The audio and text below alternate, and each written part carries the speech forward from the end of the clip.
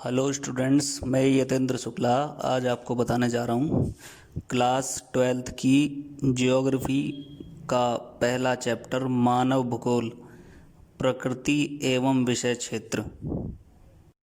तो मैं इसको स्टार्टिंग से समझाऊंगा और इसे ध्यान से देखें वीडियो को। जैसे कि पहला पॉइंट है भूगोल। इसमें लिखा है पृथ्वी का मानव आवास के रूप में अध्ययन। यानी भूगोल हमें एक बात और बताता है कि जो मानव रहता है, रेजिडेंस करता है, कहाँ पे करता है? पृथ्वी पे करता है। तो इसका भी अध्ययन हमें भूगोल करवाता है। इसके दो पार्ट बना रखे हैं उन्होंने, भौतिक भूगोल और दूसरा है मानव भूगोल। तो भौतिक भूगोल में क्या है? विभिन्न प्रदेशों के भौतिक पर्यावरण का अध्ययन। भारत में आप भी जानते हैं कई राज्य हैं। अब उनमें कैसी स्थिति है, कहाँ पहाड़ हैं, कहाँ मैदान है, कहाँ समुद्र पाया जाता है, किस इलाके में। तो इसका अध्ययन भी हम भूगोल से कर सकते हैं, लेकिन ये किसके अंदर आएगा? भौतिक भूगोल के अंदर। ऐसे ही इसका सेकंड पॉइंट है मानव भूगोल। तो इसमें क्या है? भौतिक पर्यावरण और मानव जगत के अंतर संबंधों का अध्ययन। तो इसका रिलेशन बता रहा है ये पृथ्वी पर पाए जाने वाले जितने भी संसाधन हैं, रिसोर्सेज हैं, तो उसका रिलेशन ह्यूमंस से तो है ही। तो उसके बारे में भी हम जब हम ज्योग्राफी पढ़ते हैं तो हम उसको लर्न कर लेते हैं, अंडरस्टैंड कर लेते हैं। अब इसमें कुछ एग्जाम्पल्स भी दिए हुए हैं। तो जैसे क्या है? पहला, मानव भूगोल की प्रकृति। अब इसके अंदर क्या है? मानव भूगोल मानव केंद्रीकृत विज्ञान है। तो मानव भूगोल क्या है? जो मानव ने ही तैयार किया है। और किसके लिए? भूगोल के लिए। और इससे क्या फ़ायदा होता है कि मानव अपने सुविधानुसार इसको यूज़ करता है। ऐसे ही इसके नीचे सेकंड पॉइंट है मानव भूगोल मानव पारिस्थितिक तंत्र। तो मानव भूगोल में एक और है कि मनुष्य कैसे तालमेल बैठाता है पृथ्वी पर रहकर, और गांव में और शहर में किस प्रकार से रहता है, क्या उसकी जीवन शैली है। ऐसी इसके नीचे थर्ड पॉइंट, मानव भूगोल के तत्व पार्थिव एकता से संबंधित है। यानी बता रहा है कि जो ह्यूमन है, मानव है, वो पूरी तरीके से डिपेंड है भूगोल पर। और मानव भूगोल क्षेत्रीय भिन्नताओं पर भी आधारित है। तो विभिन्न क्षेत्र के अनुसार मानव की कार्य करने की शक्ति भी बदल जाती है।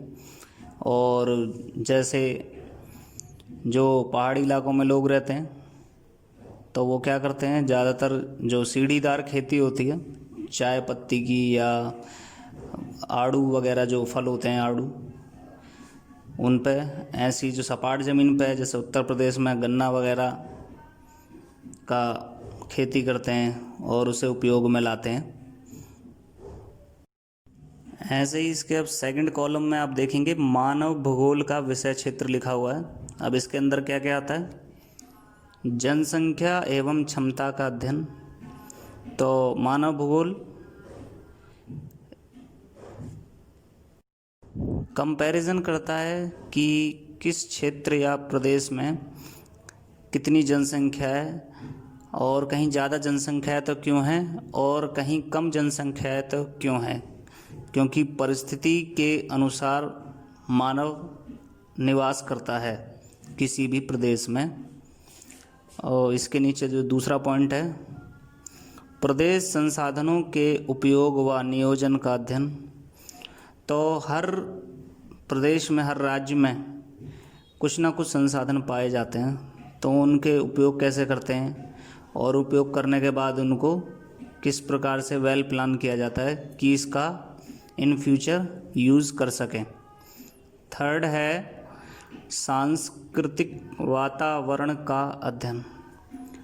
विभिन्न प्रदेश की अपनी अपनी संस्कृति होती है और धार्मिक होते हैं, कई कास्टें होती हैं, तो जो वहाँ के लोग होते हैं वो उसी के अनुसार अपनी संस्कृति बना लेते हैं, क्षेत्र के अनुसार। और ये कोई अभी की बात नहीं है, बहुत पुराने समय से चलती आई है। तो इसका अध्ययन भी मानव भूगोल करता है। इसका नेक्स्ट पॉइंट 4th, वातावरण समायोजना का अध्ययन। तो एटमॉस्फेयर के बारे में भी अध्ययन करता है मानव भूगोल। अब इसका 5th पॉइंट है वातावरण समायोजन का कलिक अनुक्रमण। और इसमें ये बताया जाता है कि किस प्रकार शुरू से और अब तक चेंजेस आए हैं हमारे वातावरण में। अब इसके 3rd कॉलम में आप देख रहे होंगे वीडियो में, अध्ययन के उपागम। इसमें जो 1st पॉइंट है पारिस्थितिकी उपागम। अब इसमें क्या है, इसका क्या अर्थ है?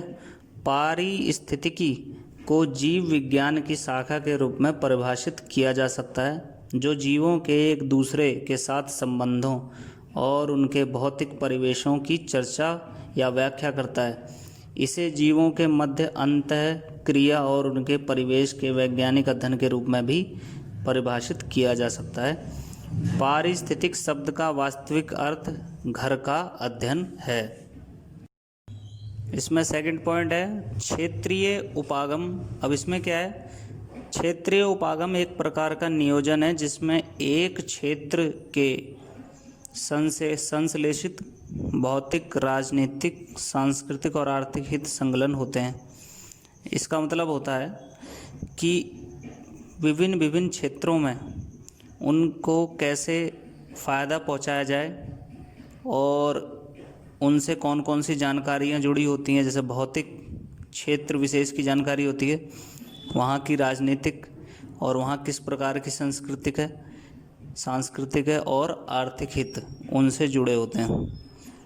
जैसे आंध्र प्रदेश, तमिलनाडु और उत्तर प्रदेश जैसे कुछ राज्यों के नियोजन के लिए उप क्षेत्रों के तौर पर पहचान की गई है।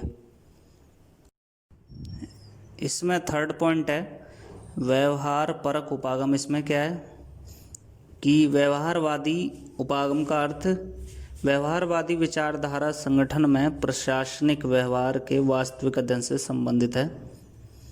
जिस प्रकार मानव संबंध उपागम सांगठनिक मानव का अध्ययन सामाजिक मानव के रूप में करता है, उसी प्रकार व्यवहारवाद सांगठनिक व्यवहार को सामाजिक व्यवहार के रूप में विश्लेषित करता है।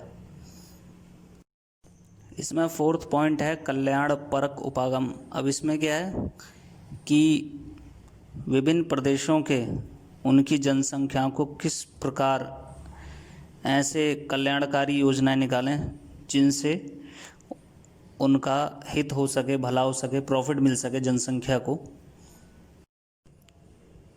इसमें जो 5th पॉइंट है तंत्र उपागम। इसका क्या अर्थ है? भूगोल वह शास्त्र है जिसके द्वारा पृथ्वी के ऊपर स्वरूप को और उसके प्राकृतिक विभाग हो जाते पहाड़, नदी, नाले, समुद्र का अध्ययन किया जाता है। यानी पृथ्वी पर किस क्षेत्र पर नदी है, नाले हैं, समुद्र है, पहाड़ है, कहाँ ज़्यादा जंगल हैं, कहाँ मैदान है, इसका अध्ययन किया जाता है। और हाँ, अगर आपको ये लैंग्वेज अगर हार्ड लगती है तो प्लीज़ कमेंट करके या मैसेज करके बताइएगा, तो मैं जो नेक्स्ट वीडियो बनाऊंगा वो इससे भी इजी लैंग्वेज में बनाने की कोशिश करूंगा आपके लिए। और नेक्स्ट वीडियो जल्द ही आ जाएगी। वीडियो पसंद आए शेयर, कमेंट, लाइक ज़रूर करें। धन्यवाद।